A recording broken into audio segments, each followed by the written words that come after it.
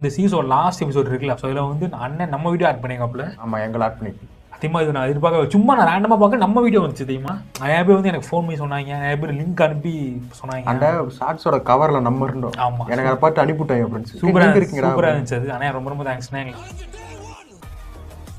வந்து நம்ம react பண்ணிருக்கோம்ல, so இந்த நேரத்தில் வந்து இந்த எல்சியே குளிதோண்டி போஸ்ட்டாங்கல்ல, லியோட ஒரிஜினல் ஃப்ளாஷ்பேக் வந்துட்டு எனக்கு என்ன ஒரே ஒரு வீடியோ ஃபுல்லாக தோண்டிட்டு இருந்துச்சுன்னா வந்து இது அப்படியே படத்தை காமிச்சிடலாம். சும்மா அதை விட்டுட்டு ஃபேக்காக சொல்லி இவன் பண்ணதெல்லாம் அவன் பண்ணதான் சொல்லி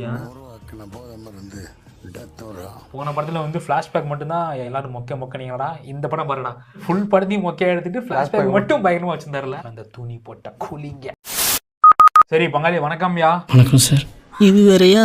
வணக்கம். ஸோ நம்ம ரொம்ப நாள் கிட்டதை வந்து நம்ம இன்னைக்கு திருப்பி ஆரம்பிக்க போகிறோம். என்னென்னா வந்து நம்ம பாட்காஸ்ட் தமிழ் சேனலில் வந்து லியோ சீரீஸ் நம்ம வந்து 1 2 3 4 5 6 வரைக்கும் போட்டிருந்தோம். ஸோ இப்போ வந்து பார்ட் 7 பார்க்க போகிறோம். அண்ணன் இந்த படத்தை முடிச்சு அடுத்த படத்துக்கே போயிட்டாப்புல. நம்ம இன்னும் 6 தான் பார்த்துருக்கோம். இப்போ பேலன்ஸி பார்த்துட்ருவோமா?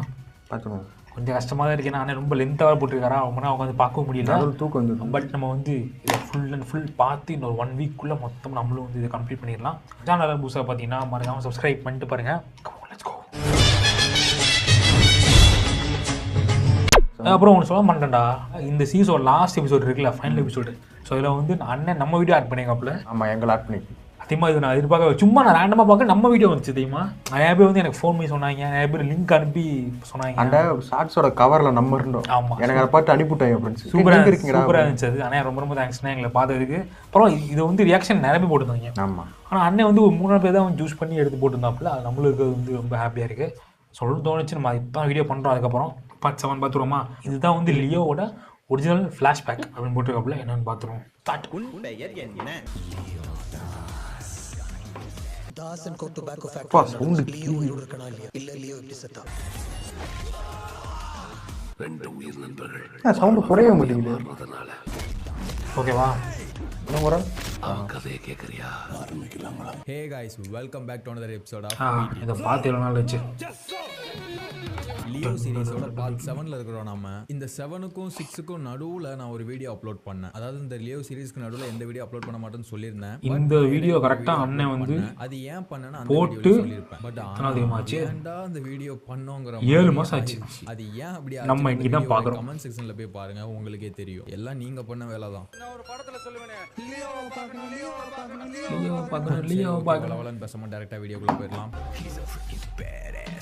ப்ரீவியஸ் பார்ட்ல, அதாவது பார்ட் 6ல நான் வந்துட்டு ஒரு விஷயத்தை வந்துட்டு முக்கியமா சொல்லியிருந்தேன். லியோ பார்த்திபனா இப்படி ஒதுங்கி இருக்கிறது காரணமே விக்ரம் தான் அப்படிங்கிற மாதிரி சொல்லியிருந்தேன். அதை நிறைய பேர் எப்படி எடுத்துக்கிட்டீங்க, எப்படி புரிஞ்சுக்கிட்டீங்கன்னா, ப்ரோ இத்தனை பாட்டுல லியோவை பெரிய இதா பில்டப் பண்ணிட்டு இப்படி விக்ரமோட தயவுல விக்ரம் கீழே வாழ்றவரா காட்டிட்டீங்களா, அது எனக்கு சுத்தமா பிடிக்கல ப்ரோ, என்ன ப்ரோ இது அப்படிங்கிற மாதிரி சொல்லியிருந்தீங்க. ஆனா இதுதான் தவறான விஷயம். நான் மீன் பண்ணது அது கிடையாது. ஃபர்ஸ்ட் ஆஃப் ஆல், விக்ரம் எதுக்காக பார்த்திபனுக்கு ஹெல்ப் பண்ணணும் அப்படின்னு கேட்டீங்கன்னு வைங்களேன். அதாவது லியோவுக்கு எதுக்காக ஹெல்ப் பண்ணணும், பார்த்திபனா வாழ்றதுக்கு லியோவுக்கு எதுக்காக ஹெல்ப் பண்ணணும். அதாவது யாருமே அனுபவிக்காத, யாராலையும் தாங்கிக்கிட முடியாத ஒரு புது வகையான ட்ரக்கை கண்டுபிடிச்சி அது மூலமா நம்பர் 1 பிசினஸ் மேன் ஆன ஒரு ஆளு அண்ட் ஒரு டெவில். அவ்வளோ கொலை பண்ணியிருக்காரு, இவ்வளோ கெட்டது. அந்த ட்ரக் பேர் என்ன மாதிரியான ஒரு ஆளு. அதாவது விக்ரமோட இந்த மாதிரி விஷயங்களை எல்லாம் தடுத்து நிறுத்தும். பூமா இருக்கும் தெரியுமா, உள்ளே வரும் பண்ணுவானுங்கள அந்த ஃபேக்டரிக்குள்ள கெபாசிட்டி இருக்கக்கூடிய ஒரு ஆளு திருந்தி நல்லவனா வாழ்றன்னு வரும்போது இவரு அந்த இடத்துல பண்ணுவாரு. அதை தான் நான் போன பார்ட்ல எக்ஸ்பிளைன் பண்ணிருந்தேன். அதாவது அழிக்க முடியாத ஒருத்தன் அவனா திருந்தும் போது அதை அப்படியே விட்டுறணும். சோ லைக் அந்த மாதிரி தான் நடந்துச்சு. சோ இப்போ இது உங்களுக்கு கிளியர் ஆயிருக்கும்னு நினைக்கிறேன். அண்ட் நம்ம இப்போ கதையை கண்டினியூ பண்ணலாம். Welcome to part 7.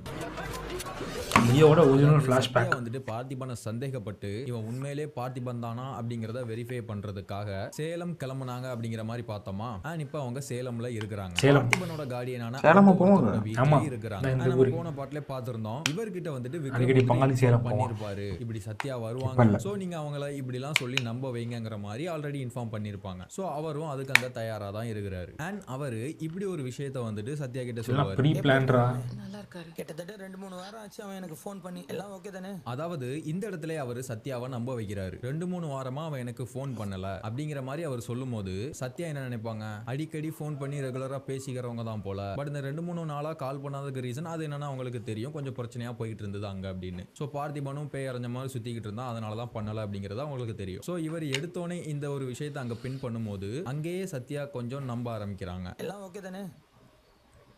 அண்ட் அப்புறமா அவர் இப்படி ஒரு வார்த்தை சொல்லுவார். ஏன் இந்நேரத்துக்கு கஷ்டப்பட்டுக்கிட்டு சொல்லியிருந்தா நானே ஏதாவது கொரியரில் அனுப்பிச்சிருப்பேன்ல. இல்லை, அங்கே ஒரு கவர்மெண்ட் ரெஜிஸ்ட்ரேஷன் ப்ராப்பர் சர்டிஃபிகேட்ஸ் இல்லாமல் பெண்டிங்கில் இருக்குது. அதுக்கு சத்யாவோட ரியாக்ஷன் எப்படி இருக்குன்னா, ஒரு விஷயத்த சொல்ல வராங்க ஆனா சொல்ல மாட்றாங்க. அதுக்கு முந்தின வார்த்தைகளுக்குமே அவர் சொல்லுவாரு, ஆனா அவங்க அதுக்கு பதில் சொல்ல வருவாங்க, ஆனா அதை சொல்ல மாட்டாங்க. அதாவது அவங்க அந்த இடத்துல ஒரு பதில் சொல்லணும்னா அது பொய்யா மட்டும்தான் இருக்கணும். பொய்யான ஒரு காரணத்தை தான் அவங்க அங்க சொல்லி ஆகணும். பட் அந்த பொய் சொல்றதுக்கு அவங்களுக்கு வர மாட்டுது. நேச்சுரலா அவங்களுக்கு பொய் சொல்ல வர மாட்டுது அப்படிங்கிறத வந்துட்டு அங்க காட்டுறாங்க. எல்லாம் ஓகே தானே? அதாவது பொய் சொல்லவே தெரியாதவங்க சத்யா. ஒரு இக்கட்டான சூழ்நிலையா இருந்தாலும் இன்னொருத்தவங்களோ மட்டுமே சொல்ற லியோ சமப்பார்ல பெரிய தப்பா பாக்குறாங்க அவங்க. பட் ஆனா லியோ பொய் மட்டுமே தான் சொல்லி தன்னோட வாழ்க்கையை ஓட்டிக்கிட்டு இருக்காரு. சுத்தி இருக்கிற எல்லாரையுமே ஏமாத்தி தான் தன்னோட வாழ்க்கையை ஓட்டிக்கிட்டு இருக்காரு. சோ இப்படி ஒரு பொண்ணு அண்ட் இப்படி ஒரு பையன், இவங்க ரெண்டு பேரும் பேரா இருக்கிறது எவ்வளவு ஒரு இன்ட்ரெஸ்டிங்கான ஒரு விஷயமா இருக்குல்ல. வயலன்ஸ் பிடிக்காத ஒரு பொண்ணு, வயலன்ஸ் மட்டுமே தெரிஞ்ச ஒரு பையன், பொய் சொல்ல தெரியாத பொண்ணு, பொய் மட்டுமே சொல்ற ஒரு பையன், ஏமாத்த தெரியாத பொண்ணு, ஏமாத்த மட்டுமே தெரிகிற ஒரு பையன். ஸோ இதுதான் இவங்களுக்குள்ள இருக்கக்கூடிய ஒரு பயங்கரமான இன்ட்ரெஸ்டிங்கான ஒரு விஷயம்.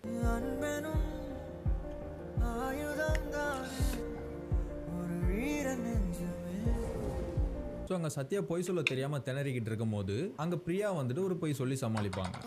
இல்லை, அங்கே ஒரு கவர்மெண்ட் ரெஜிஸ்ட்ரேஷன் ப்ராப்பர் சர்டிஃபிகேட்ஸ் இல்லாமல் பெண்டிங்கில் இருக்குது. நாங்கள் இங்கே வேற ஒரு வேலையை வந்தோம், அதான் வாங்கிட்டு போகலான்னு. அப்புறமா அவர் அவங்க சொல்கிற பொய்யை கேட்டுட்டு, சரி ஓகே, நான் ஏற்கனவே எல்லா ஆதாரத்தையும் எடுத்து வச்சுட்டேன், உங்ககிட்ட காட்டி உங்களை நம்ப வைக்கிறது மட்டும்தான் பேலன்ஸ், நான் போய் எடுத்துகிட்டு வரேங்கிற மாதிரி அவர் கிளம்புறாரு. மேலே இருக்கு, இருங்க எடுத்துகிட்டு வரேன். அண்ட் அப்புறமா ஜோஷியோட வெரிஃபிகேஷன் போர்ஷன், சிம்லாவில் உள்ள சென்ட்ரல் ஜெயிலில் இருக்கக்கூடிய அந்த லியோ சம்மந்தப்பட்ட ஒருத்தரை பார்க்கறதுக்காக ஜோஷி போயிருக்காரு. அங்கே அவருக்கு பிடிச்ச சரக்கெல்லாம் வாங்கி கொடுத்து, முக்கியமாக பாட்டில் கூட ஓப்பன் பண்ணி கொடுப்பாரு. அதாவது என்ன வேணுமோ வாங்கிக்கோ, எடுத்துக்கோ, தயவு செஞ்சு நான் கேட்கறதுக்கு மட்டும் பதில் சொல்லிரு. இந்த பிராண்ட் தானே வேணும்னு கேட்டீங்க?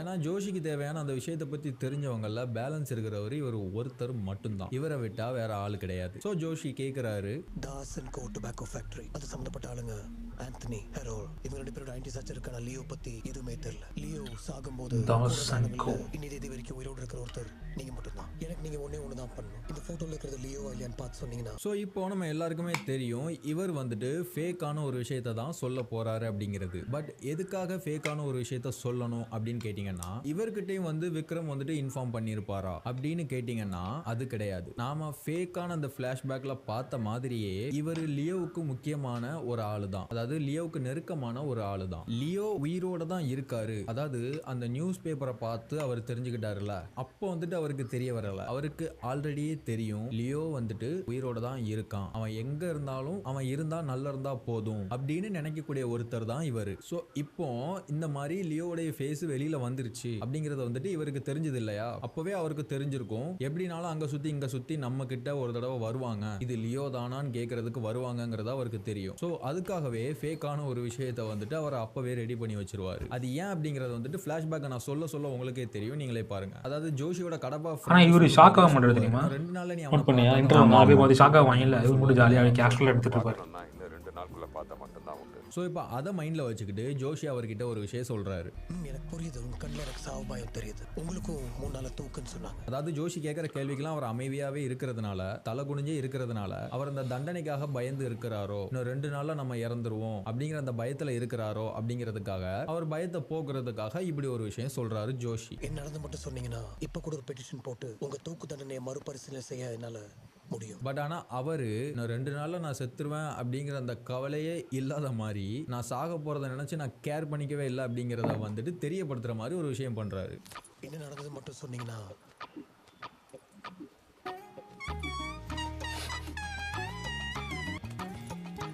அப்புறம் அந்த இருதயராஜுங்கிறவரு இப்படி ஒரு விஷயம் சொல்றாரு. சொல்ல வேண்டியதெல்லாம் கோர்ட்லயே சொல்லியாச்சு. என் தூக்கு தண்டனைய கொப்பனே வந்தாலும் தடுக்க முடியாது. வேற என்ன? அதாவது அவர் அங்க என்ன சொல்ல வர்றாருன்னா, நீ இந்த மாதிரி எனக்கு தேவையானதை வாங்கி கொடுத்து, எனக்கு ஐஸ் வச்சு, என்னை சந்தோஷப்படுத்தி பார்த்து, என்னை ஏமாத்த நினைச்சு, என்கிட்ட இருந்து எதையும் வாங்க நினைச்சின்னா நான் எதுவுமே சொல்ல மாட்டேன். உனக்கு என்ன வேணுங்கிறத நீ கேளு, எனக்கு தெரிஞ்சதா நான் சொல்றேன் அப்படிங்கிற மாதிரி ஒன்னு சொல்றாரு. ஆனா அதுக்கப்புறமா ஜோஷி டைரக்டாவே கேக்குறாரு, தாஸ் அண்ட் கோ டொபாக்கோ ஃபேக்டரியில நடந்துச்சு, லியோ உயிரோடு இருக்கனா இல்லையா, இல்ல லியோ எப்படி செத்தா? அண்ட் அதுக்கப்புறமா அவர் வந்துட்டு ஃபேக்கான ஒரு விஷயத்தை தான் சொல்ல போறாரு. பட் ஆனா அதை அப்படி டைரக்டா சொல்லிட்டா இவன் என்னடா கேட்ட உடனே சொல்லிட்டான், ஒருவேளை அடிச்சு விட்டானோ இல்ல எதுவும் பொய் சொல்லிட்டானோ அப்படின்னு அவர் நினைக்க கூட கூடாது அப்படிங்கிறதுக்காக அந்த ஃபேக்கான கதைக்கு முன்னாடி ஒரு லீட் கொடுக்குறாரு. இதை நான் உனக்காகவோ இதுக்காகவோ சொல்லலை. எப்படி என்ன 3 நாள் நான் செத்து போயிடுவேன். அதுக்கப்புறம் அவனை பத்தி நான் பேச முடியாது. அதுக்காக சொல்றேன். இப்படி ஒரு விஷயத்த சொல்லி நம்ம சொல்றோம் அப்படின்னா உண்மையதான்பா இவன் சொல்றான் அப்படிங்கிற மாதிரி ஒரு எண்ணம் வரும்ல, அதுக்காக இப்படி சொல்லி கதையை ஸ்டார்ட் பண்றாரு. அண்ட் அவர் பிளாஷ்பேக்கை சொல்றாரு. 1999 தாஸ் அண்ட் கோ ஆந்திராவிலேயே பெரிய டொபாக்கோ ஃபேக்டரி. அதாவது 1999ல தாஸ் அண்ட் கோ தான் ஆந்திராவில் நம்பர் 1 இருந்தது அப்படிங்கிற மாதிரி சொல்றாரு. இது வந்துட்டு உண்மைதான். அதை மொத்தமா கட்டி ஆண்டவன் ஆண்டனி தாஸ். அந்த தாஸ் அண்ட் கோவை ஆந்திரால அதாவது லோக்கல்ல நம்பர் 1 வச்சிருந்தது ஆண்டனி தாஸ் தான் அப்படிங்கறத வந்துட்டு அவர் சொல்றாரு இல்லையா, அது வந்துட்டு உண்மைதான். பட் ஆனா அதுக்கப்புறமா தாஸ் அண்ட் கோல புகையில எக்ஸ்போர்ட் தான் மெயின் பிசினஸ்ன்னு சாயம் பூசி உள்ளுக்குள்ள பல இல்லீகல் பிசினஸ் நடத்திக்கிட்டு இருந்தாங்க. உள்ள வேற ஒரு இல்லீகல் பிசினஸ் அப்படிங்கிற மாதிரி சொல்றாருல, அதாவது இந்த புகையில பிசினஸ் பண்றது மட்டும்தான், அதாவது லோக்கல்ல பண்றது மட்டும்தான் ஆண்டனி தாஸ். மற்றபடி உள்ள வேற ஒரு இல்லீகலான பிசினஸ் நடக்கு. அது என்னங்கறத சொல்றேன். உள்ள ஒரு வேற ஒரு இல்லீகலான பிசினஸ் நடக்கு. Local, national, international Das and co business பெருசாகிட்டே இருந்தது. நேஷனல் இன்டர்நேஷனல் அளவுக்கு அந்த பிசினஸ் கொண்டு போகுது, அதாவது ஆண்டனி தாஸ் கொண்டு போறான் அப்படிங்கிற மாதிரி அவர் சொல்றாருல, அது வந்துட்டு உண்மை கிடையாது. அந்த கிரெடிட் வந்துட்டு லியோவுக்கானது. புகையிலன்னு வெளியில சொல்லி உள்ள வேற ஒரு பிசினஸ் பண்றான், அது நேஷனல் இன்டர்நேஷனல் லெவல்ல அவன் பிசினஸ் பெருசாக்குது. அந்த ஒரு விஷயத்தை பண்றது வந்துட்டு லியோ. பட் இங்க ஏன் ஆண்டனி தாஸ் அப்படின்னு சொல்றாருன்னா, அதான் நான் சொல்லியிருந்தேன்ல, இந்த இடத்துல மட்டும் இல்ல, இந்த என்டையர் பிளாஷ்பேக்லயே லியோவை மோசமானவன் அப்படிங்கிற மாதிரி கதை சொல்ல மாட்டாரு. அதாவது இது எதுக்காகன்னா, சப்போஸ் லியோவுடைய உண்மையான முகத்தை கண்டுபிடிச்சிட்டாங்க, இவன் பார்த்திபன் கிடையாது லியோ தான் அப்படின்னு கண்டுபிடிச்சாலும் இவன் அவ்வளவு மோசமானவன் இல்லப்பா, ஜஸ்ட் அவன் அப்பனுக்கும் சித்தப்பனுக்கும் கீழே வேலை செஞ்சான் அப்படிங்கிற மாதிரி நினைச்சு மன்னிச்சு விட்டுட்டு வாழ ஆரம்பிப்பாங்கல்ல அப்படிங்கிறதுக்காக சொல்றாரு அவரு. அதுக்கப்புறமா அந்த நரபலிங்கிற ஒரு விஷயத்த சொல்லுவாரு. அவனோட சாம்ராஜ்யம் வளர்றதுக்கு உயிர் பலி கொடுக்கறது மட்டும்தான் அவனோட பெரிய நம்பிக்கை. அது ஆடு மாடுல ஆரம்பிச்சு கடைசியில மனுஷங்களை நரபலி கொடுக்கற அளவுக்கு போயிருச்சு. இதுவுமே லியோ தான் பண்றாரான்னு கேட்டீங்கன்னா அது கிடையாது. இந்த ஒரு மூட நம்பிக்கை வந்துட்டு ஆண்டனி தாஸுக்கு இருக்குது. அவர் தான் வந்துட்டு இந்த நரபலிலாம் கொடுக்கறாரு.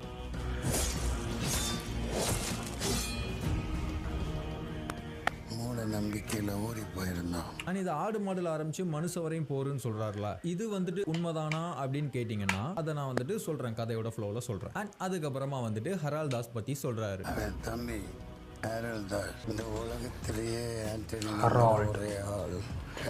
பட் இங்க ஓப்பனிங்ல ஒரு விஷயம் சொல்றாருல ஹரால்ட பத்தி, ஆண்டனி நம்பக்கூடிய ஒரு ஆளு, அது மட்டும்தான் ஹரால்டுக்கான உண்மையான ஒரு விளக்கம். அதாவது ஹரால்ட பத்தி அது மட்டும்தான் உண்மையா சொல்றாரு. ஏன்னா ஹரால்டுக்கு இந்த பிசினஸ் பத்தின வேற எந்த நாலேஜும் கிடையாது. ஜஸ்ட் ஒரு ஸ்ட்ராங்கான ஒரு செக்யூரிட்டி மாதிரி, ஒரு ஸ்ட்ராங்கான ஒரு மென் மாதிரி ப்ரொடெக்ஷன் கொடுக்கக்கூடிய ஒரு ஆளு, அதாவது ஒரு தளபதினு வச்சுக்கோமே. இப்ப ஆண்டனி தாஸ் வந்துட்டு ராஜா அப்படின்னா இவர் வந்துட்டு தளபதி அந்த ஃபேக்டரிக்கு. சோ அப்படின்னா ஹரால் வந்துட்டு ஆண்டனிக்கு விசுவாசமா இருப்பாரு, அந்த விசுவாசத்தை ஆண்டனி நம்புறாரு அப்படிங்கிற மாதிரி. ஆனா அதுக்கப்புறமா லியோ பத்தின ஒரு விஷயத்தையும் ஹரால் மேல அவர் தூக்கி போட்டு கதை சொல்லுவாரு. கனடால படிக்க போனவன் இன்டர்நேஷனல் ட்ரக் கேட்டல்ஸ் பல பேரோட லிங்க்ல தாஸ் அண்ட் கோ பிசினஸ் அங்க எக்ஸ்பாண்ட் பண்ணோம். இப்படி இன்டர்நேஷனல் லெவலுக்கு தாஸ் அண்ட் கோவை கொண்டு போறது வந்துட்டு லியோ தான். இப்ப இந்த இடத்துல நான் ஒரு விஷயத்த சொல்லிடுறேன், நான் முன்னாடி உள்ள பார்ட்ஸ்லயே சொல்லியிருப்பேன், பிளாஷ்பேக் வரும்போது சொல்றேன் அப்படின்னு சொல்லிட்டு. இவங்க எல்லாம் லியோவை தேடி வர காரணம் என்ன, இருக்கிற எல்லா வேலையும் விட்டுட்டு எதுக்கு லியோவை கூப்பிடுறாங்க அப்படின்னு கேட்டீங்கன்னா,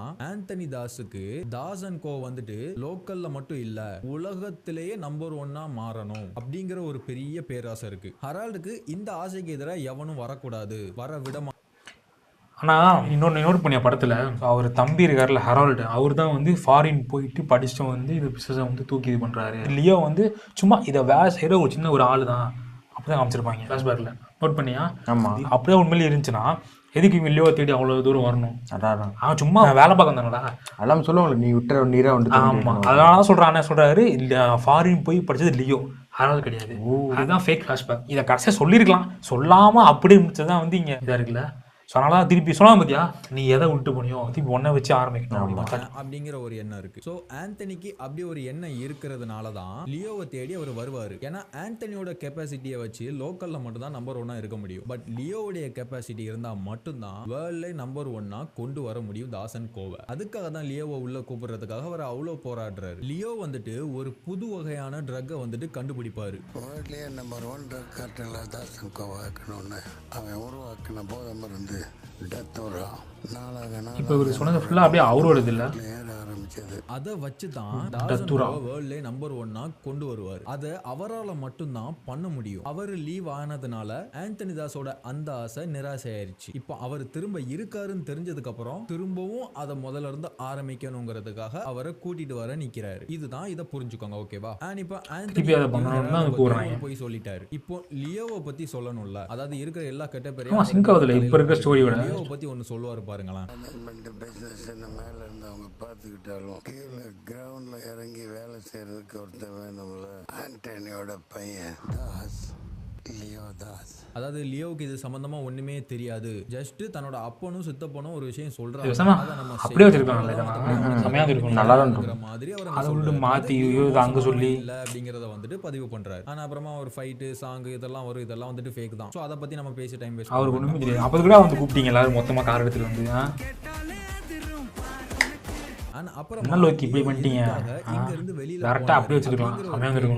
அதுக்கான உண்மையான ரீசன் என்னன்னா அவங்க சொல்லியிருக்கிற ரீசன் தான் அதுதான் ஆல்மோஸ்ட் சேம் தான். பட் பிரசன்டேஷன் அவங்க காட்டின மாதிரி கிடையாது. அது என்ன அப்படிங்கறத நான் இப்ப சொல்றேன். லியோ வந்துட்டு மூணாருக்கு வந்துட்டு போயிருக்காரு. மூணாருக்கு எதுக்கு போனாரு, அதுக்கான ரீசன் என்ன வேணாலும் இருக்கலாம். உதாரணமா இப்படி கூட எடுத்துக்கலாமே. இன்னைக்கு ராத்திரிக்குள்ள 2000 கிலோ டத்ராவை பார்டர் செக் போஸ்ட் தாண்டி கொண்டு போறது அவ்வளவு சுலபம் இல்ல. ஒரு 2000 கிலோ டத்தோராவை இந்த மாதிரி ஒரு இடத்துக்கு அனுப்பணும், அது முடியாது அப்படிங்கிற ஒரு சீன் அங்க வரும் தெரியுமா சொல்லுவார்ல. நான் வந்து மூணார் ட்ரெக்கிங்ல தான் இவளை பார்த்தேன்.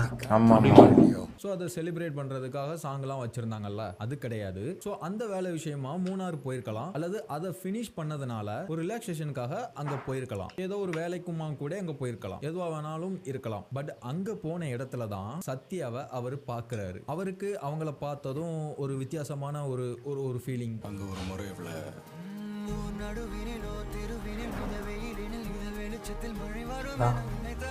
இந்த டயலாக் தெரியுதா அங்க ஒரு படத்துல, அது தெரியும்ல எப்படி இருக்கும் அப்படின்னு. இதெல்லாம் காமிச்சு தான் பயங்கரமா இருக்கும்ல. தெரியல இது ஆதி, அது இது ஆதி கில்லி அங்க ஒரு வித்தியாசமா ஃபீல் பண்றாரு ஆதி. அண்ட் சேம் ஃபீலிங் சத்யாவுக்குமே லியோவை. ஆனா ஒரிஜினல் இவர் வந்து லியோவோட அந்த வயசு மாதிரியே இருக்கு. அங்கே இருக்கிறாரு. அண்ட் சத்யாவுக்குமே லியோவை பிடிச்சிருக்கு. அண்ட் அவங்களே லியோவை அப்ரோச் பண்றாங்க.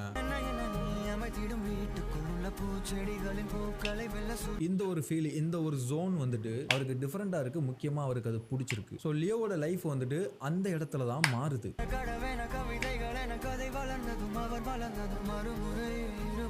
அதாவது இன்னும் வந்துட்டு லியோ யாரு அப்படிங்கறது வந்துட்டு சத்யாவுக்கு தெரியாது. லியோவுக்குமே சத்யாவை பத்தி முழுசா தெரியாது. தென் லியோவுக்கு ஃபர்ஸ்ட் ஆஃப் ஆல் சத்யாவை பத்தி தெரிய வருது. முதல்ல நீ சொல்லு நான் சொல்லு அப்படிங்கிற மாதிரி, லைக் அந்த மாதிரி கூட இருக்கலாம். அவங்க ஒரு விஷயத்த சொல்றாங்க. அதாவது இது எப்படின்னா, வீரம் படம் பார்த்திருப்பீங்க. வீரம் படத்துல ஒருத்தரும் தப்பா புரிஞ்சுக்கிடுவாங்க. அதுக்கப்புறம் இந்த ட்ரெயின்ல வச்சு அந்த கோபிரந்தேவிங்கிறவங்க சொல்லுவாங்க, உங்களோட அன்பு, உங்களோட அமைதி, உங்களோட குணம் எனக்கு இப்படிலாம் இருந்தா பிடிக்காது, எனக்கு இப்படிலாம் இருக்கிறது தான் பிடிக்கும் அப்படிங்கிற மாதிரி சொன்னதும், அவங்க எப்படிலாம் இருக்கக்கூடாதுன்னு சொன்னாங்களோ அப்படிலாம் இருக்கக்கூடிய விநாயகம் அப்படிங்கிற அந்த மாறி ஒரு திருப்பி சேவ் பண்ணிட்டு ஒருத்தர் எப்படி இருக்கணும், எப்படி வாழணும்னு நினைக்கிறாரோ அப்படியே நீங்க இருக்கீங்க.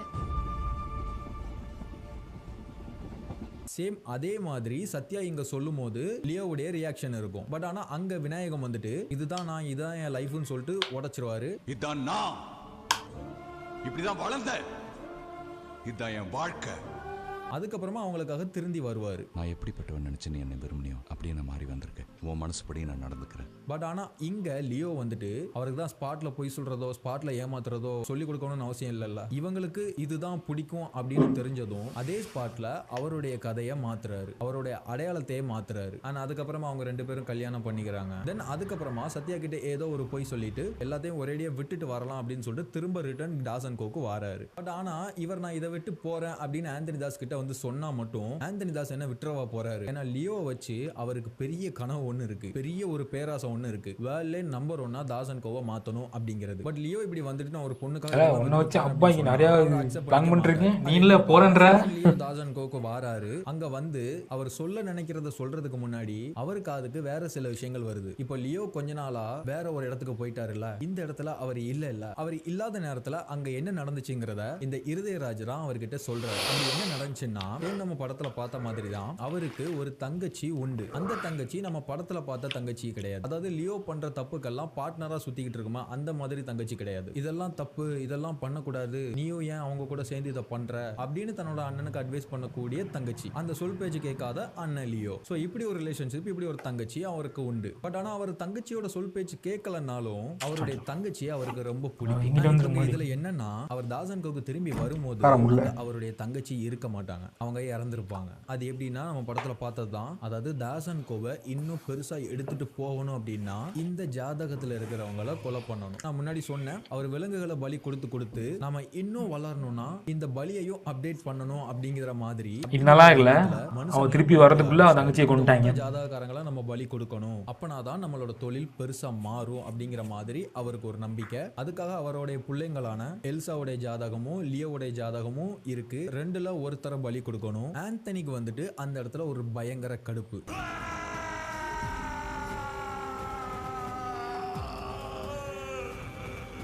அதாவது பாசத்துக்காக பிள்ளைங்களை கொலை பண்ண வேண்டிய கட்டாயம் வருது அப்படிங்கிறதுக்காக அவர் எமோஷன் ஆகுறாரு அப்படின்னு நீங்க நினைக்கிறீங்கன்னா அது கிடையாது. இப்போ அவர் வந்துட்டு லியோவை வந்துட்டு பலி கொடுக்க முடியாது, ஏன்னா அவனை வச்சுதான் நம்ம அதை வந்துட்டு பெருசாக்க முடியும். சேம் எல்சாவை பலி கொடுத்தாலும் லியோவை மீறி அதை பண்ணவும் முடியாது. அப்படி நம்ம அதை பண்ணாலும் அது லியோவுக்கு பிடிக்காத ஒரு விஷயம். சோ இப்போ அவர் அங்க என்னதான் பண்ணுவாரு ஆந்தனி தாஸ். சோ அப்படி ஒரு எமோஷனை தான் அங்க காட்டுறாரு. வேற வழியே இல்லையா, வேற வழியே இல்லையா. ஆனா அப்புறமா ஆந்தனி தாஸ் ஒரு முடிவுக்கு வராரு, எல்சாவே பலி கொடுத்துருவோம், ஏதாவது லியோட்ட சொல்லி சமாளிச்சிடலாம் அப்படிங்கிற மாதிரி ஒரு முடிவுக்கு வராரு. பட் ஆனா அங்க ஹெரால்டு வந்துட்டு லியோவை பலி கொடுக்கலாம் அப்படிங்கிற மாதிரி சொல்லுவாரு. சொல்றது கொஞ்சம் வருத்தமா தான் இருக்கு. என்ன கேட்டனா லியோ தான் சொல்லுவேன். இந்த இடத்துல ஒரு விஷயத்த நல்லா ஞாபகம் வச்சுக்கோங்க. ஹெரால்ட் வந்துட்டு ஒரு ஈகோ பிடிச்ச ஒரு ஆளு. லியோ வந்துட்டு தன்னோட அப்பன் அப்படிங்கறதுனால ஆந்தனிக்கு மட்டும் தான் கொஞ்சம் மரியாதை கொடுப்பாரு, மத்தபடி அவர் பயங்கர ஆட்டிடியூடான ஒரு ஆளு. ஹெரால்ட் எல்லாம் வந்துட்டு பெரிய அளவுல கண்டுக்கவே மாட்டாரு. சோ அந்த மாதிரி இந்த மாதிரி சில விஷயங்கள்லாம் உண்டு அவங்களோட ரிலேஷன்ஷிப்குள்ள. சோ ஹெரால்டுக்கு வந்துட்டு லியோவை வந்துட்டு சுத்தமா பிடிக்காது. அண்ட் ஆந்தனி நமக்கு கொடுக்கிற முக்கியத்துவத்தை விட இப்போ லியோவுக்கு அதிகமா முக்கியத்துவம் கொடுக்கறான் அப்படிங்கிற ஒரு பொசசிவும் அவருக்கு இருக்கும். ஆனா அது ஒரு ஈகோவாவும் மாறும். அந்த ஒரு எண்ணத்துல தான் இப்படி ஒரு விஷயத்தை சொல்லுவாரு. தென் ஆந்தனி ஒரு பார்வை பாப்பாரு. ஆந்தனிக்கும் தெரியும் இவன் வந்துட்டு ஒரு ஈகோ பிடிச்சவன், இவன் என்ன எண்ணத்துல இதை சொல்றாங்கிறது அவருக்கு தெரியும். அவர் திரும்பி முறைச்சு பாக்காரு. ஆனா அதை புரிஞ்சுக்கிட்டு ஹெரால்ட் ரிப்ளை பண்றாரு, இல்ல டெசிஷன் நீ பண்ண. தென் எல்சாவை கொல்லலாம்னு முடிவு பண்ணி லியோ இல்லாத டயத்துக்காக வெயிட் பண்ணி லியோ இல்லாம போனதுக்கு அப்புறமா எல்சாவை பலி கொடுக்கணும்ட்டு அவகிட்டே போய் கேக்குறாங்க. ஆந்தனி தாஸ் வந்துட்டு எல்சா கிட்ட கெஞ்சுறாரு. அதாவது எல்சாவை பிடிச்சி ஃபோர்ஸ் பண்ணி வந்து பலி கொடுக்கல, அவகிட்ட வந்துட்டு போய் கெஞ்சுறாங்க. சொன்னா புரிஞ்சுக்கோ, உன் குடும்பத்துக்காக இதை பண்ணு, உன் அப்பனுக்காக இதை பண்ணு, உன் அண்ணனுக்காக இதை பண்ணு, உன் சித்தப்பனுக்காக இதை பண்ணு, இந்த ஒரு தியாகத்தை பண்ணு அப்படிங்கிற மாதிரி கெஞ்சுறாரு. அவங்களுக்கு வந்துட்டு நீ இப்படிதான், நீ இப்படி எல்லாரையும் கொன்றுவ, இதை லியோ கிட்ட சொல்லுவேன் அப்படி இப்படிங்கிற மாதிரி தப்பிக்க நினைக்கிறாங்க, ஓடுறாங்க. அதுக்கப்புறமா அந்த ஒரு சலசலப்புல ஹெரால்ட் வந்துட்டு எல்சாவை வந்துட்டு கொன்னுறாரு. அவருக்கு வந்துட்டு லியோ மேல மட்டும் கோபம் கிடையாது, சேம் எல்சா மேலயுமே அவருக்கு ஒரு கோபம். சோ அந்த மாதிரி ஒரு சமயத்துல அந்த மாதிரி ஒரு எண்ணம் இருக்கிற ஒரு ஆளு ஒரு கத்தியை வச்சு கொன்னுறாரு. எல்சா வந்துட்டு இறந்துடுறாங்க. அவன் தங்கச்சி மட்டும் இல்ல, என் கூட பிறந்த இன்னொரு பாதி. அதாவது இங்க என்னன்னா எல்சாவை வந்துட்டு பலி கொடுக்கல, கொலை தான் பண்ணிருக்காங்க. பலி கொடுக்கறதுக்கும் கொலை பண்றதுக்கும் வித்தியாசம் இருக்குல்ல. சோ வந்துட்டு ஆந்தனிக்கும் ஹெரால்டுக்கும் அங்க ஒரு சலசலப்பு. இப்படி ஒரு உயிர் வேஸ்ட் ஆயிருச்சே, பலி கொடுத்திருந்தாவது நம்ம நம்பர் 1க்கு போயிருக்கலாம், இப்போ இறந்தும் போயிட்டா இதை லியோ கிட்ட எப்படி சொல்லி புரிய வைக்கிறது, இப்ப வேற வழியே இல்ல, லியோவை தான் நம்ம பலி கொடுத்து ஆகணுமா, அவன் போயிட்டானா நாம எப்படி நம்பர் 1 வர்றது அப்படிங்கிற மாதிரி அவங்களுக்குள்ள ஒரு பெரிய குழப்பம். தென் அப்பதான் லியோ வாராரு. லியோக்கு இருதயராஜ் மூலமா இதெல்லாம் தெரிய வருது. லியோ அங்க வர்ற சமயத்துல ஹெரால்டும் ஆந்தனியும் அந்த இடத்துல இல்ல. ஏன்னா அவங்களுக்கு தெரியும் அந்த ஸ்பாட்ல அவன் காட்டுற அந்த கோவத்தை நம்மளால ஃபேஸ் பண்ண முடியாது அப்படிங்கறதுனால அவங்க ரெண்டு பேரும் அங்க இருந்து எஸ் ஆயிருவாங்க. கொஞ்சம் எல்லாம் ஆறுனதுக்கு அப்புறமா நம்ம வந்துட்டு அவனை பார்த்துட்டு புரிய வைக்கலாம் அப்படிங்கிற மாதிரி அவங்க அப்ப அங்க இருந்து எஸ் ஆயிருவாங்க. தென் லியோ அங்க வந்ததுக்கு அப்புறமா அவருக்கு எல்லாம் தெரிஞ்சதுக்கு அப்புறமா அங்க இருக்கிறவங்க எல்லாரையும் அந்த கோவத்துல கொலை பண்றாரு. அதாவது நம்ம முன்னாடி அந்த நியூஸ் பேப்பர்ல பார்த்திருந்தோம்ல எத்தனை கொலை பண்ணாருன்னு, அங்க இருக்கிறவங்க எல்லாத்தையும் கொன்னு அந்த ஃபேக்டரியை ஒட்டுமொத்தமா அழிச்சிட்டு தான் அங்க இருந்து வெளியில வருவாரு. இது எப்படி இருந்துச்சு, படத்தில் காமிச்சது எப்படி இருந்துச்சு? இப்போ லியோ வந்துட்டு ஆல்ரெடி அவங்களோட சாம்ராஜ்யத்தை அழிச்சிட்டாரு, அவங்களுடைய கனவே அழிச்சிட்டாரு அப்படின்னு வச்சுக்கோங்களேன். அதுக்கப்புறமா இனிமே அவருக்கு என்ன இருக்கு? இப்போ வந்துட்டு அவர் வந்துட்டு தனி ஆள் கிடையாது, அவருக்கு வந்துட்டு கல்யாணம் ஆயிருச்சு. அவர் வேற ஒரு வாழ்க்கைக்கு முடிவெடுத்து தான், அவர் ஒரு வேற ஒரு வாழ்க்கைக்குள்ள போறதுக்காக தான் இங்க வந்துட்டு போலாமன்ட்டு வந்திருக்காரு. இங்க வந்தா அவரோட வாழ்க்கை எப்படி இல்லாமோ மாறி போயிடுச்சு. லியோ அப்படிங்கிற அந்த வாழ்க்கையும் அழிஞ்சு போச்சு. சேம் அவருக்கு வேற ஒரு வாழ்க்கை அங்க காத்துக்கிட்டு இருக்கு. தென் அதுக்கப்புறமா அந்த வாழ்க்கைக்குள்ள அவர் போறாரு.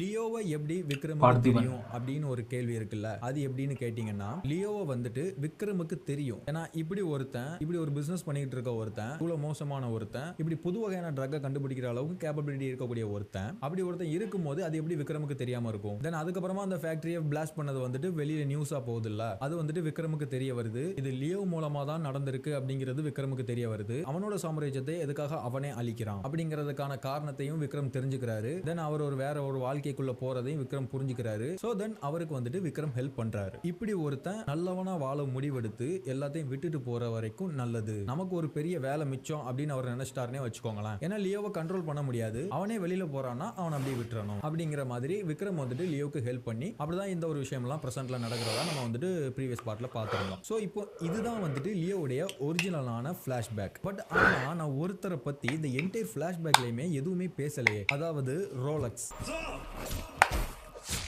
ரோலக்ஸுக்கும் லியோவுக்கும் என்ன சம்பந்தம் அப்படிங்கறத வந்துட்டு நான் சொல்லணும் இல்லையா? அதாவது நான் முன்னாடியே சொல்லியிருந்தேன், லியோவை பத்தின விஷயங்களை எல்லாம் ஆந்தனி ஹெரால்ட் மேல போட்டு ஒரு பொய் சொன்னாரு, டிசோசா அப்படிங்கிற மாதிரி சொல்லியிருந்தானா, அதுல ஒரு பொய்யான கனடால போய் படிக்க போனாரு அப்படிங்கிற மாதிரி ஒன்னு சொல்லுவார்ல. கனடால படிக்க போனவன் இன்டர்நேஷனல் ட்ரக் கேட்டல்ஸ் பல பேரோட லிங்க்ல. அப்போதான் அந்த டைம் பீரியட்ல தான் லியோவுக்கும் ரோலக்ஸுக்கும் உள்ள கனெக்ஷன் இருந்திருக்கு. அதாவது லியோவுக்கு இப்போ வந்துட்டு 22 வயசு ஆகுது. இப்போ 2 வருஷத்துக்கு முன்னாடி அவர் இந்த போதை மருந்து ட்ரக் மேக்கிங் ஸ்கில்லாம் டெவலப் பண்ணது அந்த கனடால தான். இதுலயும் கனடா அப்படிங்கிற அந்த ஒரு விஷயம் உண்மையா போயான்னு எனக்கு தெரியல. பட் ஆனா ஏதோ ஒரு கண்ட்ரி தான், அங்கதான் ரோலக்ஸுக்கும் லியோவுக்கும் உண்டான கனெக்ஷன் இருக்கு. அங்க அவர் படிக்க போன இடத்துல லியோவும் ரோலக்ஸும் ஃப்ரெண்ட்ஸா இருந்திருக்காங்க. அப்போ அங்க அவங்க 2 பேரும் சேர்ந்து தான் இப்படி ஒரு ட்ரக்கை பிசினஸா கொண்டு வரலாம்னு பிளான் பண்றாங்க. அதாவது அவங்க 2 பேரும் பார்ட்னர்ஸ் ஆகுறாங்க. அப்போ லியோவுடைய பேக்ரவுண்ட் வந்து ஆல்ரெடி ஒரு டொபாக்கோ ஃபேக்டரி வச்சிருக்கிற ஒரு ஃபேமிலில இருந்து வந்த ஒரு லியோ. அங்க இருந்து இவர் வெளியில வந்து சில விஷயங்களை கத்துக்கிட்டு போய் அந்த டொபாக்கோ ஃபேக்டரி வந்துட்டு ட்ரக் ஃபேக்டரியா மாத்தி அதை நெக்ஸ்ட் லெவல்ல இன்டர்நேஷனல் லெவல்ல கொண்டு போறாரு. அதுக்கு முன்னாடி ரோலக்ஸும் லியோவும் ஒண்ணா இருக்கும்போது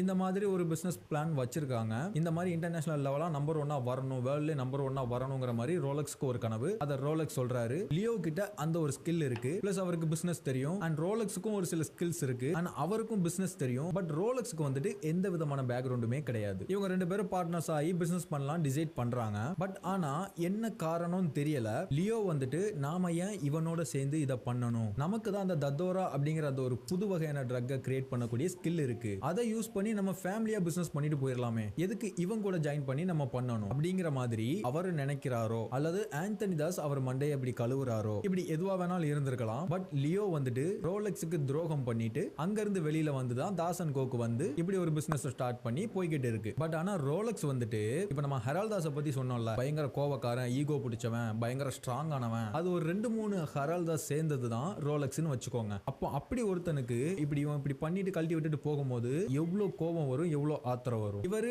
இங்க ஃபேமிலியோட பிசினஸ் ஸ்டார்ட் பண்ணி நம்பர் 1 எடுத்துட்டு போயிட்டு இருக்காரு. அட் தி சேம் டைம் அவங்களுக்கு ஆப்போசிட்டா ரோலக்ஸ் அந்த பிசினஸ் தனியா ஸ்டார்ட் பண்றாரு. அவரும் ஒரு லெவலுக்கு வராரு. பட் ஆனா தாஸ் அண்ட் கோவை பீட் பண்ண முடியல அவரால. பிகாஸ் ஏன்னா ஃபிளாஷ்பேக்ல ஒரு டயலாக் இருக்கும், மார்க்கெட்ல எவனும் பார்க்காத அனுபவிக்காத ஒரு போதை டத்தோரா கொக்கைனை விட கொடூரமா இருந்துச்சு. அதாவது கொக்கைனை விட மோசமானது இந்த தத்தோரா அப்படிங்கிற மாதிரி இருக்குல்ல. பட் ஆனா இந்த தத்தோராவை கண்டுபிடிக்க தெரிஞ்சது லியோவுக்கு மட்டும்தான். லியோ தான் கண்டுபிடிச்சாரு. சோ அதனால தான் அவர் நம்பர் 1 ஆக முடிஞ்சது. பட் ஆனா ரோலக்ஸுக்கு அது தெரியல. அப்படியே இங்க பிரசன்ட்டுக்கு வந்தீங்கன்னா, அதாவது விக்ரம் படத்தோட கிளைமேக்ஸ்ல ரோலக்ஸ் தான் வந்துட்டு நம்பர் 1 இருப்பாரு. அவர் நம்பர் 1 இருக்கிறதுக்கு காரணம் என்ன? லியோ வந்துட்டு ஃபீல்ட் அவுட் ஆனதுனால. அந்த தத்தோராங்கிற விஷயம் லியோ போனதுக்கு அப்புறம் இல்லாம போனதால இப்போ ரோலக்ஸ் மட்டும் தான் டாப்ல இருக்கிறாரு. அண்ட் விக்ரம் கிளைமேக்ஸ்ல ரோலக்ஸ் ஒரு சில டயலாக் சொல்வார்ல, ஆனா அந்த டயலாக்ஸ்க்கு முன்னாடி அவருடைய கேரக்டர் எப்படிப்பட்டதுங்கறத வந்துட்டு காட்டுறாங்க.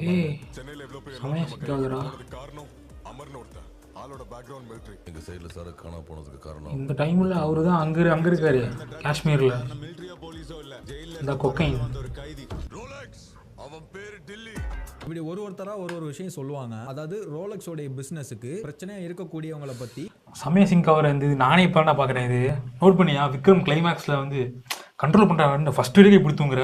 அதான் விக்ரம்ல கிளைமேக்ஸில் வந்து ரோலெக்ஸ் வருவா தெரியுமா? ஆமாம், நான் தான் நம்ம சொல்லுவா தெரியுமா, கொக்கைன் வச்சிருப்பாருல, அவர் வந்து கொக்கைன், இவர் வந்து அந்த பூ தத்துரம். ஏன்னா இவர் திருப்பி எல்லாத்தையும் வேணான்ட்டு காஷ்மீர் போனால தான் நம்மால் வந்து நம்ம ஒன்றா இருப்பாப்புல ரோலெக்ஸ். ஆனால் இதெல்லாம் படத்தில் ஒன்றுமே காட்டலடா. இதெல்லாம் கடைசி சொல்லியிருந்தா கூட நல்லா இருக்கும்ல. இதுவுமே இல்லாமல் மொட்டையாக அப்படியே வச்சு சொல்லியிருக்கேன், சுத்தமாக சொல்ல வேண்டாம். சத்தியமாக ரொம்ப. ஆனால் இந்த படம் எப்படி இருந்துச்சு இதுக்கே அப்படின்னா கூலிலாம் இதே மாதிரி நம்ம அண்ணன் கூலிக்கு போட்டு அப்படி இருக்கும். நல்ல வேலை அதில் எல்சியில் கொண்டு வந்தா அவ்வளோதான் மானமரியா. ஆமாம், இப்போ மீன் படம் பார்த்தியா, கூலி போட்ட வந்து கூலி வந்து எழுச்சி கிடையாது, பண்டிகையை கொண்டாடி கிடையாது. ஆனால் சமயம் சிங்க் ஆகுது. இந்த ஃப்ளாஷ்பேக் வந்து அவர் போயிட்டு அந்த பொண்ணை பார்த்து திருப்பி இங்கே வருது. இதுவும் நல்லா உண்மையிலே. அவர் வெளியே போனப்போ தான் இந்த வந்து பொண்ணை வந்து கொண்டாங்க. அதுவும் சூப்பராக இருக்குது. அதை விட்டுட்டு அவர் உட்காந்து வச்சுக்கிட்டு கையில் கட்டி போட்டுக்கிட்டு இருக்கா. இது ஒரு மூட நம்பிக்கை. ஒருத்தரும் ஒன்று சொல்லுவாங்க, எவனும் என்னோட வழியில தடையா இருக்கக்கூடாதுன்னு நினைக்கிற ஒரு ஆளு ரோலக்ஸ். இப்போ இப்படிலாம் தடை இருக்குன்னு சொல்லிக்கிட்டு இருக்கும்போது ஒருத்தர் வாராரு. அதாவது இவர் யாருன்னா ரோலக்ஸோட ஒரு ரைட் ஹேண்ட், ரோலக்ஸுக்கு ரொம்ப நெருக்கமானவர், ரோலக்ஸோட ஒரு கீ. இந்த சந்தனத்துக்கு ஒரு ஃபோன் கால் வரும்ல, அப்ப சந்தனத்துக்கிட்ட பேசுவார்ல கீ ரோலக்ஸ் அப்படின்னு சொல்லிட்டு, அது வந்துட்டு இவர் தான். அடுத்த கால் ரோலக்ஸ் கிட்ட கீ ரோலக்ஸ். அதாவது இவர் எவ்வளவு ரோலக்ஸுக்கு நெருக்கமானவர்னா, எல்லாரும் ரோலக்ஸை பார்த்து பயந்துகிட்டு இருப்பாங்க, எல்லாரும் தள்ளி நின்று தான் பேசிக்கிட்டு இருப்பாங்க. ஆனா இவர் மட்டும் பக்கத்துல போய் பேசுவாரு. அந்த அளவுக்கு ஒரு க்ளோஸ் ஆன ஒரு ஆளு. அவர் ஒரு வார்த்தை சொல்லுவாரு, ரோலக்ஸ் இவனெல்லாம் தேடி கண்டுபிடிச்சு கொள்றது கஷ்டம், முதல்ல நம்ம டிஸ்ட்ரிபியூஷன் ஆரம்பிப்போம். இந்த மாதிரி இவங்களை எல்லாம் கண்டுபிடிக்கிறது கஷ்டம், நம்ம வேலையை ஆரம்பிக்கலாம் அப்படிங்கிற மாதிரி சொல்லுவாரு. அப்போ அங்க ரோலக்ஸுக்கு பயங்கரமா ஈகோ ஹர்ட் ஆகி கோவம் வந்துடும். அதை நான் ஆல்ரெடி சொல்லியிருந்தேன்ல, ஹரால்டுக்கு ஒரு 5-6 பேர் சேர்ந்த மாதிரி தான் ரோலக்ஸ் அப்படிங்கிற மாதிரி சொல்லியிருந்தேன்ல. அவர் எவ்வளவு நெருக்கமான நம்ம பார்த்திருந்தோம். இப்படி ஒரு வார்த்தையை சொன்னதும், என் வழியில குறுக்க நிக்கிறவனை கண்டுபிடிக்கிறது கஷ்டம்னு என்கிட்டே வந்து சொல்றியா? ஒரு செகண்ட் கூட யோசிக்கல, அவர் தலையை துண்டை வெட்டி போட்டுறாரு. நம்ம டிஸ்ட்ரிபியூஷன் ஆரம்பிப்போம். எவன் கையிலயும் சரக்கு இல்லாம துண்டாங்க வெட்டிட்டு அதை பார்த்து சிரிக்கிறாரு. இவ்வளவு நெருக்கமான ஒருத்தரை பட்டுன்னு ஒரு கோவத்துல கொலை பண்ணிட்டு கொஞ்சம் கூட அந்த ஃபீலிங்ஸ் இல்லாம இருக்காரு. சோ இந்த ஒரு விஷயத்தால ரோலக்ஸ்ங்கற கேரக்டர் எப்படிங்கறத வந்து கன்வே பண்றாங்க. ஒரு ஃபீலிங்கே இல்லாத ஒரு கேரக்டர். இப்போ உங்களுக்கு தெரிஞ்சிருக்கும்னு நினைக்கிறேன், லியோவுக்கும் ரோலக்ஸ்க்கும் வீக்னஸ் இருக்கு. அவருடைய ஃபீலிங்ஸ் அத ரெண்டு பேர் மேல வச்சாரு. இந்த ஒரு ஃபீலிங்ஸ் இருக்கிறதுனால தான் கண்ணுக்கு தெரியாத மாதிரி வாழ்ந்துகிட்டு இருக்காரு. பட் ஆனா ரோலக்ஸ் கிட்ட அந்த ஃபீலிங்ஸ் சுத்தமா கிடையாதுங்கறத இதுல நமக்கு கிளியராவே கன்வே பண்றாங்க. சோ ரோலக்ஸ் வந்துட்டு ஃபீல்ட் அவுட் ஆகணும், அவருடைய தொழில கீழே வந்துடணும் அப்படிங்கிற ஒரு நிலைமை வருதுன்னா அவரு நினைச்சா மட்டும்தான் முடியும். ஆனா அவர் அப்படி நினைக்கவும் மாட்டாரு. ஏன்னா அவர் ஒரு இரக்கம் இல்லாத ஃபீலிங் இல்லாத ஒரு ஆள் இல்லையா? இப்போ ஒருத்தன் வர்றானே, அவன் எவ்வளவு மோசமான ஆளு தெரியுமா? பத்தியாடா, ஈகோ உள்ள மனுஷன் பாசனாத ஒருத்தமானவர் அப்படி ஃப்ரெண்டே கொண்டுட்டான். அப்படிதான் டப்புன்னு கொண்டு போய் தூங்கி வச்சுக்கவே அவ்வளவுதான் இல்லையா? சோ இப்போ நீங்க இப்படி பாருங்க, லியோ கிட்ட மட்டும் இந்த ஒரு வீக்னஸ் தூங்குனா இல்லன்னு வச்சுக்கோங்க. அவரை எதிர்த்து நிக்கிற ஒரே ஆளு ரோலக்ஸா மட்டும்தான் இருக்க முடியும். அண்ட் அந்த பேட்டிலையும் லியோ தான் வின் பண்ணுவாரு. பிகாஸ் ஃபீலிங்ஸை கழட்டி வச்சுட்டா லியோ அவ்வளோ மோசமானவர். தென் ரோலக்ஸோட டயலாக்ல வந்துட்டு சொல்லுவாரு, 27 வருஷம் ஆச்சு எனக்கு இந்த இடத்த உருவாக்குறது. இப்போ இந்த 27 வருஷத்துல அந்த 7 வருஷத்துல தான் அவங்க ஒன்னா இருந்திருக்காங்க, பிரிஞ்சிருக்காங்க. இவர் வேற ஒரு பாதையில வேற ஒன்னு ஆரம்பிச்சிட்டாரு ஃபேமிலியோட சேர்ந்து, இவர் தனியா வேற ஒன்னு ஆரம்பிச்சிட்டாரு. அதுக்கப்புறம் லியோவோட இது உடஞ்சு போச்சு அப்படிங்கிற மாதிரிலாம் நடந்தது அந்த 7 வருஷத்துக்குள்ள. அதுக்கு அடுத்து உள்ள அந்த 20 வருஷத்துல தான் ரோலக்ஸ் வந்துட்டு நம்பர் 1 பிளேஸுக்கு வந்திருக்காரு. அதுவும் சும்மா வரல, கஷ்டப்பட்டு தான் வந்திருக்காரு. தென் ரோலக்ஸ் இப்படி ஒரு வார்த்தை சொல்வாரு, அப்பனும் பாட்டனும் யாரும் தூக்கி கொடுத்துடல. சோ இதுல கிளியரா தெரியுது, குடும்பமா சேர்ந்து பிசினஸ் பண்ணி பெரிய ஆளா வந்தவன் நான் கிடையாது, இது எல்லாம் நான் உருவாக்குனது, இது என்னோட சாம்ராஜ்யம், நான் ஒருத்தன். அவனுக்கு தான் அப்பா சித்தப்பன் கூட இருக்காங்க இந்த மாதிரி. ஆமா, அந்த கான்செப்ட் கன்வே பண்றாரு. தென் அதுக்கப்புறமா அவர் பேசுற டயலாக்லாம் இந்த வீடியோக்கு தேவையில்ல. அந்த வருஷமும் கரெக்டா மாற்றத பத்தியா 27 வருஷம் அப்பனா பேக் போனா கரெக்டா அந்த அவர் ஃபாரின் போன நேரத்துல போ பார்க்கலாம். சொல்லாம இங்க ஒருத்தர் ஃபிளாஷ்பேக் சொல்லிட்டு இருக்காருல, அதாவது ஒரு ஃபேக்கான ஃபிளாஷ்பேக் சொல்லிட்டு இருக்காருல, அந்த சீனுக்கு வரலாம். நாம அவர் ஒரு ஃபேக்கா ஒரு விஷயத்தை சொல்லி முடிக்கிறாரு. அதாவது இதெல்லாம் பார்க்கும்போது யாருக்கும் சொல்ற மாதிரி செய்ய வச்சாங்க, கடைசில விக்ரம் பார்க்கும்போது இல்லாம கொன்னுட்டாங்க, லியோ நல்லவங்கற மாதிரி அவர் ஒரு ஃபேக்கான ஃபிளாஷ்பேக் சொல்லி முடிக்கிறாரு. என் கண்ணு முன்னாடியே அவன் செத்து சரிஞ்சு அந்த நாள் இன்னும் நெஞ்சிலே ஒரு தென் அதுக்கப்புறமா ஜோஷி வந்துட்டு பார்த்திபனோட போட்டோவை காட்டி இதை ஒரு தடவை பார்த்துட்டு சொல்லுங்க அப்படிங்கிற மாதிரி சொல்லுவாரு. இந்த போட்டோ மட்டும் ஒரு தடவை பார்த்துட்டு சொன்னா எல்லா பிரச்சனையும் முடிஞ்சிடும். அதாவது முன்னாடி வந்துட்டு அவர் அந்த பிளாஷ்பேக்கை சொல்றதுக்கு முன்னாடி போட்டோ காட்டினார்ல, அப்போ வந்துட்டு இவர் அந்த போட்டோவை பார்க்கல. ஏன்னா அவர் அதை பார்த்துட்டு அதுக்கப்புறம் தான் ரியாக்ட் பண்ணணும்னு அவசியம் இல்லை. அவர் ஒரு ப்ரிப்பேர்டா வந்திருக்காரு, அதை அங்க பெர்ஃபார்ம் பண்ண போறாரு, அவ்வளவுதான். ஸோ இங்க ஜோஷி வந்து நீங்க இதை பாருங்க, பார்த்துட்டு ஒரு ஆன்சர் பண்ணுங்கிற மாதிரி சொல்லுவாரு. ஸோ அந்த கடமைக்காக அவர் அந்த போட்டோவை பார்த்து இது அவன் இல்லைன்னு வெறும் வார்த்தையா சொல்லாம நம்ம முன்னாடி சொன்ன மாதிரி பிளாஷ்பேக் ஆரம்பிக்கிறதுக்கு முன்னாடி நம்ப வைக்கிறதுக்காக ஒரு லீட் கொடுத்தாருல. எப்படி என்ன 3 நாள் நான் செத்து போயிடுவேன், அதுக்கப்புறம் அவனை பத்தி நான் பேச முடியாது, அதுக்காக சொல்றேன். சேம் அதே மாதிரியே இது அவன் இல்ல அப்படிங்கறத சொல்றதுக்கு முன்னாடி நம்ப வைக்கிறதுக்காக ஒரு லீட் கொடுத்துட்டு அதை சொல்றாரு. 1000 பேருக்கு நடுவுல நின்னாலும் இப்போ நீ பார்க்குற மாதிரி பார்த்துட்டு இருக்க தூக்கத்தில் கண்டுபிடிச்சிருவேன். நீ தூக்கத்தில் அவர் போதில் அதுக்கப்புறமா இப்படி ஒரு வார்த்தை சொல்லுவாரு, தேவையில்லாம ஒரு அப்பாவி வாழ்க்கையோட விளையாடாது. இதை வந்துட்டு அங்க அவர் சொல்ல வேண்டிய அவசியமே இல்லையே. ஏன்னா பார்த்திபன்கிற ஒரு அப்பாவிக்கு இவர் சப்போர்ட் பண்ண வேண்டிய அவசியம் என்ன இருக்கு அப்படின்னா அவர் அங்க வளர்றாரு தானே அர்த்தம். அவன் லியோங்கிறவன் பார்த்திபன மாதிரி அப்பாவியா இருக்கான், அவனோட வாழ்க்கையில விளையாடாதீங்க அப்படிங்கிற மாதிரி அவர் சப்போர்ட் பண்றாருங்கிற மாதிரி தானே அர்த்தம். அவர் வந்துட்டு வெல் ப்ரிப்பேர்டா தானே இருக்காரு, ஏன் வளர்றாரு அப்படின்னு கேட்டீங்கன்னா வச்சுக்கோங்களேன், அதுக்கு தான் அந்த சீன்லயே ஆன்சர் இருக்கு. ஒரு ஃபுல் பாட்டிலையும் குடிச்சு முடிச்சிட்டு தான் அவர் அங்க இருந்து எஞ்சி போறாரு. அது ஒரு ரீசன். எல்லாத்தையும் கரெக்டா பேசிட்டு லாஸ்ட் ஒரு வார்த்தையை மட்டும் வளரி போவார். அதுக்கப்புறமா ஜோசிக்கு அங்க ஒரு குழப்பம், நம்ம என்னமோ நினைச்சா என்னமோ நடக்க, இதுதான் உண்மையா இல்ல இப்படி ஒரு விஷயம் இல்லையா அப்படிங்கிற மாதிரி பயங்கர குழப்பத்துல நிக்கிறாரு. பட் ஆனா ஜோஷி வந்துட்டு அதை நம்புவாரு. எதாச்சு எந்த அடிப்படையில அதை அவர் நம்புறாரு. தென் பார்த்திபனை பத்தி தெரிஞ்சுக்க போன சத்யாவோட நிலைமை என்ன, பார்த்திபன்கிறவன் வந்துட்டு உண்மையிலே யாரு, இப்ப லியோங்க பார்த்திபனா உயிரோட தான் இருக்காரு அப்படிங்கறது வந்துட்டு எல்லாருக்கும் தெரிஞ்சிருச்சு. இல்லாட்டி அவருக்கும் தெரிஞ்சிருச்சா அப்படிங்கிற எல்லா விஷயத்தையுமே வந்துட்டு நம்ம நெக்ஸ்ட் பார்ட்ல பார்க்கலாம். ஸோ இப்போ நான் இங்கே வந்துட்டு வீடியோவை முடிக்கிறேன். நீ இன்னும் என்னென்ன எல்சியூ கனெக்ட்லாம் ஃபிலிமில் பேலன்ஸ் இருக்கு, இது எப்படிலாம் போக போகுது அப்படிங்கிறத வந்துட்டு நம்ம நெக்ஸ்ட் போக பார்க்கலாம். சரி ஓகே, இப்போ நம்ம வீடியோ முடிச்சுக்கலாம். Take care guys, bye. வந்து நம்ம ரியாக்ட் பண்ணிருக்கோம்ல, ஸோ இந்த நேரத்தில் வந்து இந்த எல்சியூவே குளிதோண்டி போஸ்ட்டாங்கல்ல. ஆமாம், ஆனால் அதை செஞ்சு விட்டுருங்கண்ணே, எல்சியூ வராங்களே எதுவுமே வேணாம் இல்லை, இதோட இருக்கட்டும், அப்படியே விட்டுருங்க. அண்ணன் திருப்பி வருவாரா, வந்து எங்கள் அண்ணன் கம்பேக் கொடுப்பார் லோக்கி அண்ணன் படம் நடிக்கப்பட்டு அதுலேயும் கம்பேக் கொடுப்பாங்க அண்ணன். ஓகே, நல்லா தான் இருந்துச்சு. ஆனால் என்ன எனக்கு என்ன ஒரே ஒரு வீடியோ ஃபுல்லாக தோண்டிட்டு இருந்துச்சுன்னா வந்து இதை அப்படியே படத்தை காமிச்சிடலாம். சும்மா அதை விட்டுட்டு ஃபேக்காக சொல்லி இவன் பண்ணதெல்லாம் அவன் பண்ணதான் சொல்லி அதுதான் வந்து உண்மையிலே வந்து ஒரு மாதிரி ஆயிடுச்சு. சத்தியமாக இப்படி காமிச்சிருந்தாங்கன்னா வந்து படம் ஃப்ளாஷ்பேக் பயங்கரமாக வந்துருக்கும். ஆனால் எங்கள் அண்ணன் பற்றியா மாஸ் பண்ணிட்டாரு. போன படத்தில் வந்து ஃப்ளாஷ்பேக் மட்டும்தான் எல்லாரும் மொக்க நீங்கடா, இந்த படம் பாருடா அப்படின்னு ஃபுல் படத்தையும் மொக்கையாக எடுத்துட்டு ஃப்ளாஷ்பேக் மட்டும் பயங்கரமாக வச்சுருந்தாருல. அதுவும் குறைச்சில ஆமாம், ஃப்ளாஷ்பேக் நல்லா இருந்துச்சு. அந்த லுக்கு, அந்த அம்மல் வர்றது, இந்த கப்பல்லே கவர்மெண்ட்டு போலீஸ் எல்லாம் ஒன்றோட தான் இருக்கலாம். ஆனால் அந்த துணி போட்ட கூலிங்க ஏன் ஆளுங்க. சரி பார்ப்போம். பங்காளி தூங்கிட்டாப்புல. ஏன்னா கடைசியாக நம்ம வீடியோ ரியாக்ட் பண்ணி ஒரு 3 மாதம் நாள் இருக்குமா, கடைசியாக மே மாதம் பார்த்தது. அது இல்லாமல் எல்லா வீடியோ லென்த்து பயங்கர லென்த்து, தூக்கம் வந்து நமக்கே தூக்கம் வருதுன்னா அண்ணன் எப்படி உட்காந்து கஷ்டப்பட்டு எல்லாம் பண்ணாருன்னு தெரியல. அவரு கிரியேட் பண்ணுறாருல, இருந்தாலும் எவ்வளோ காண்டா இருக்கும்ல. ஆமாம், அதான் சூப்பர்ண்ணே. சரி அடுத்து பார்ப்போம். பங்காளி தூங்கினாலும் சரி என்னாலும் சரி நீங்கள் மண்டையை பிடிச்சி நீங்கள் பார்க்க வைக்கிறேன். பாய்.